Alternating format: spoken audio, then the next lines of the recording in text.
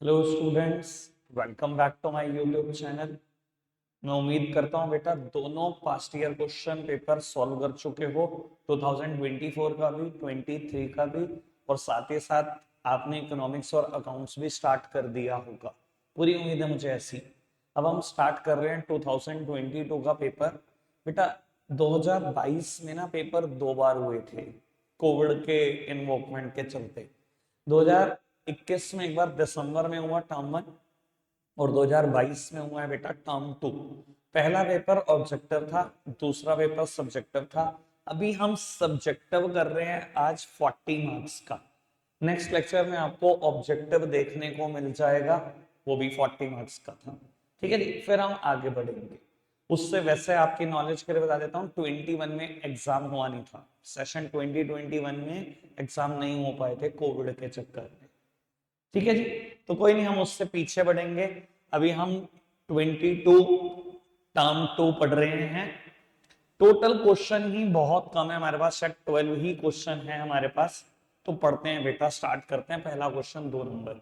Identify and state the step in the process of staffing under which the charge of a job is given to the selected employee and she is introduced to his or subordinates, superiors and colleagues.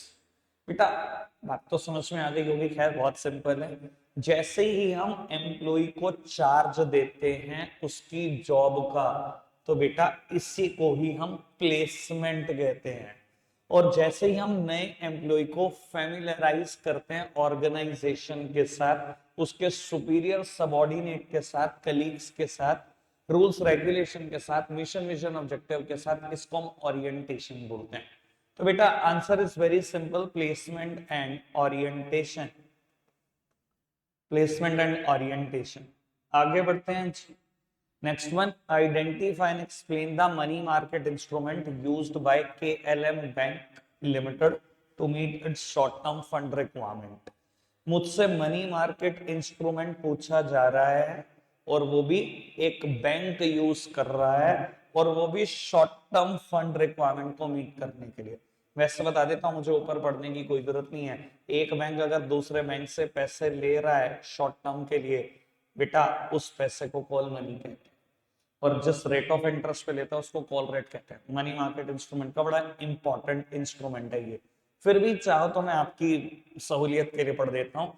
KLM Bank Limited is a leading bank with various branches across the country.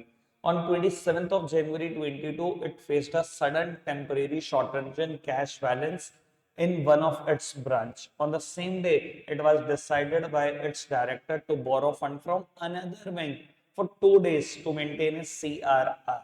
बिल्कुल ठीक बात है। अगर CRR के लिए आप दूसरे bank से पैसे ले रहे हो, और वो भी 1 डे to 15 डे के लिए, तो उसे हम कॉल मनी बोलते हैं। 2 दिन के लिए पैसे दे रहे हो, सारे ही हिंट है, कोई ऐसा हिंट ही नहीं जो नहीं दिया गया हो।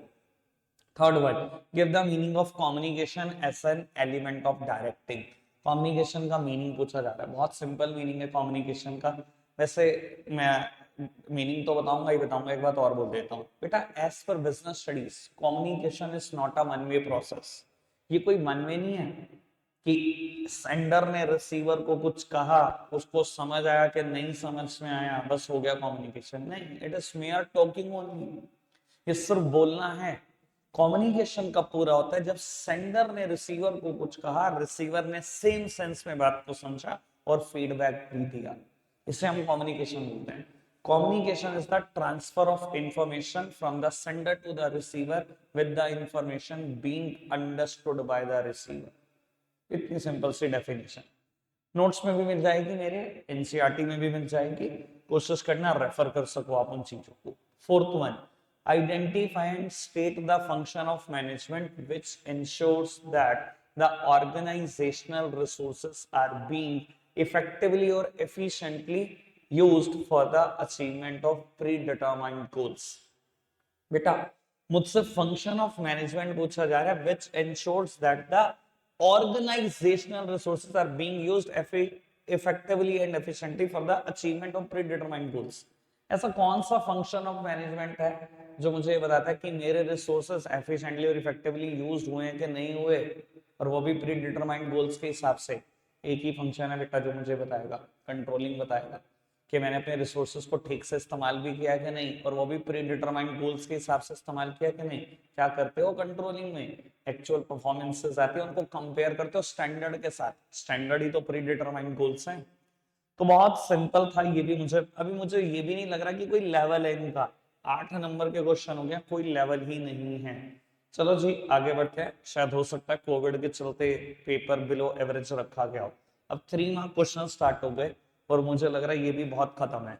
Explain any 2 types of selection test, any 2 that may be conducted by the Nandita Srivastava to select the most suitable person। बेटा कोई भी 2 सिलेक्शन टेस्ट, आई होप 500 पढ़ रखे होंगे आपने, intelligence test, aptitude test, personality test, trade test, interest test. फिर भी अगर मेरी राय माने तो सबसे ज्यादा लिखने आपको अगर अच्छा लगे तो एप्टीट्यूड और ट्रेड लिख लेना। एप्टीट्यूड टेस्ट क्या होता है, जो आपकी लर्निंग एबिलिटी चेक करता है ऑफ न्यू स्किल्स, कि नए स्किल्स को कितनी जल्दी सीखते हो, इनडायरेक्टली बोलूं तो ग्रेस्पिंग पावर। और अगर किसी इंसान की ग्रेस्पिंग पावर अच्छी है ना, तो it is the indicator of future growth and development, यही होता है एप्टीट्यूड।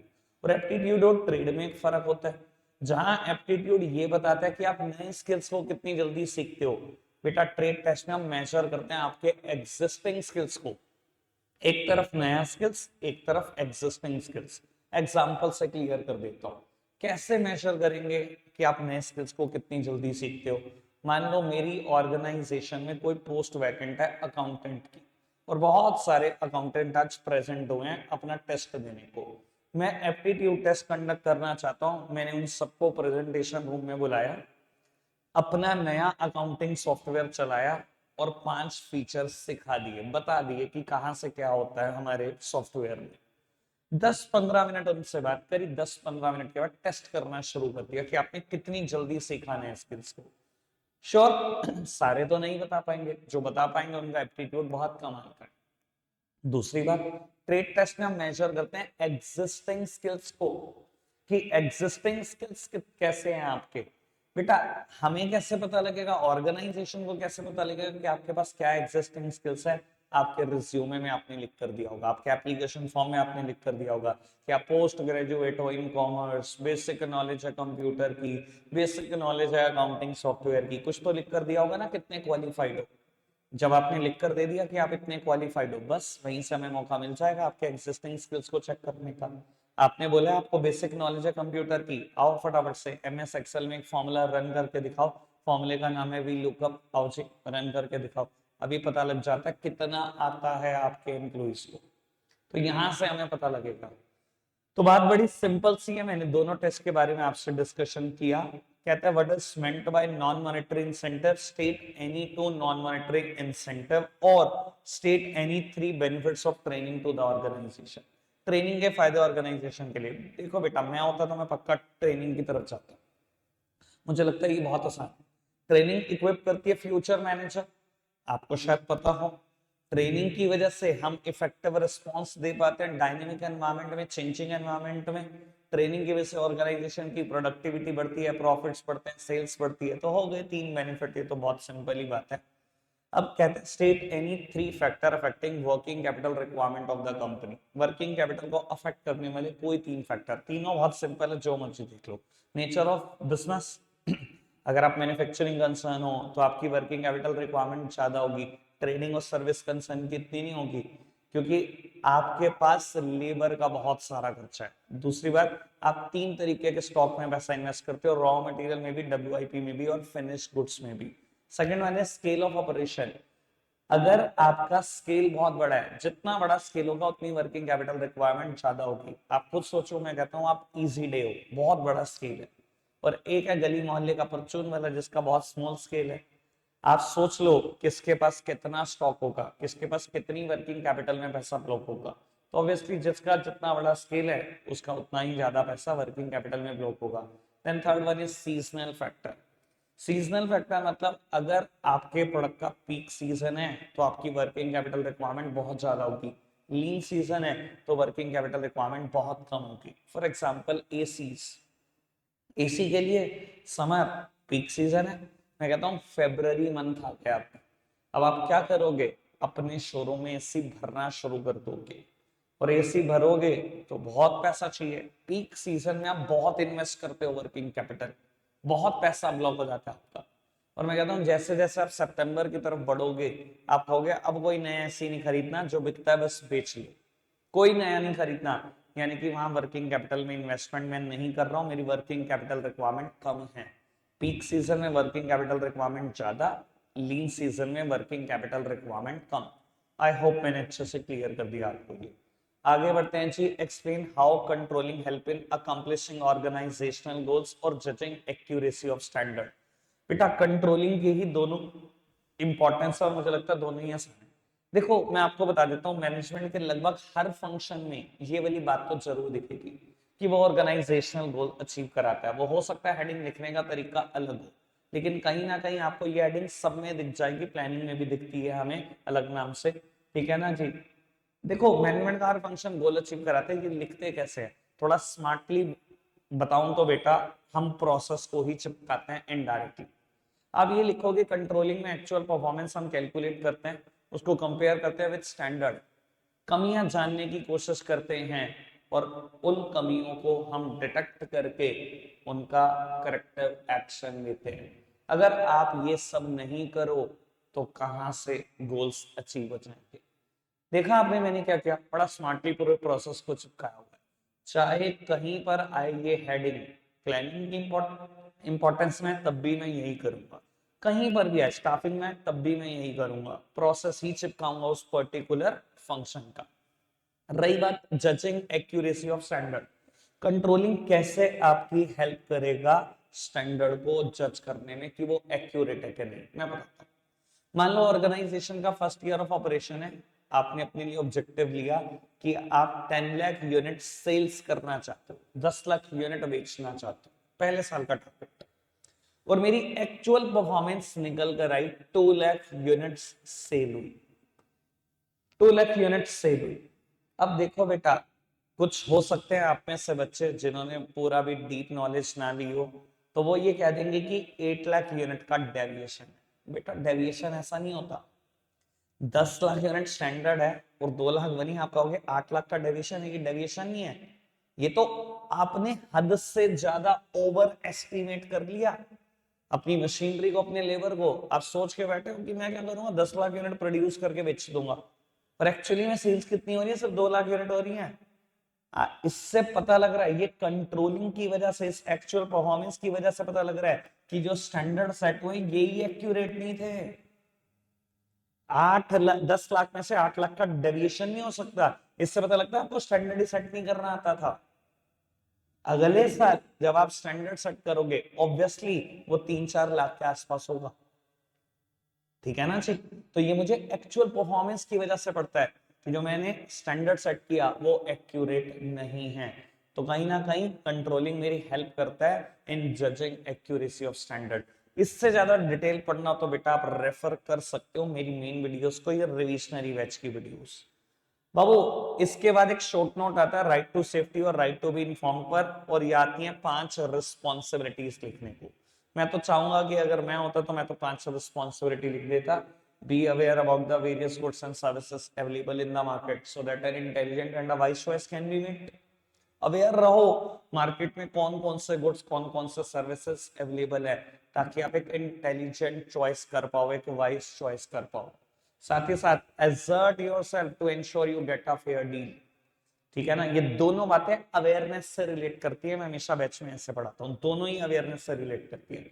इसके अलावा ask for a cash memo which would serve as a proof of purchase नहीं, हमेशा कैश मेमो मांगो, बिल मांगो, इनवॉइस मांगो, जो बेटा प्रूफ बनेगा कि आपने किस दुकान से सामान खरीदा है। Buy only standardised goods, look for the ISI mark on the electrical appliances, look for the FPO mark on the food product, hallmark on the jewelry। सिर्फ स्टैंडर्डाइज गुड्स खरीदो, क्वालिटी मार्क देखकर प्रोडक्ट खरीदो, और form consumer societies बनाओ जो आपकी help करेगी। कहीं ना कहीं अगर आपके खिलाफ किसी कंपनी ने, किसी मैन्युफैक्चरर ने धोखाधड़ी करी, तो बेटा कंज्यूमर सोसाइटीज आपकी हेल्प करेगी। 5 रिस्पॉन्सिबिलिटी लिखनी थी, सिंपल है, हमने लिख दी है। आगे बढ़ते हैं जी। State any 5 function of stock exchange.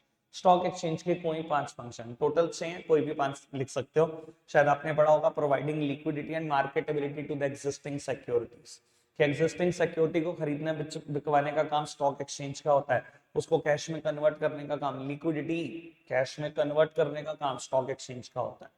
फिर आपने शायद पढ़ा होगा pricing of security, stock exchange का ही काम है सिक्योरिटी का प्राइस निकालना, चाहे it is based upon demand and supply pressure, पर निकालता तो स्टॉक एक्सचेंज ही है।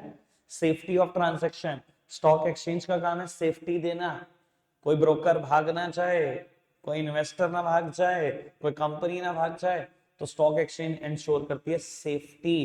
Contribution to the economic growth, बेटा शायद समझते होंगे इकोनॉमिक ग्रोथ क्या है, आप कुछ समझो, जिस दिन सेंसेक्स और निफ्टी स्टार्ट हुआ तो वो आज जिन स्तरों पे वहां से स्टार्ट नहीं हुआ।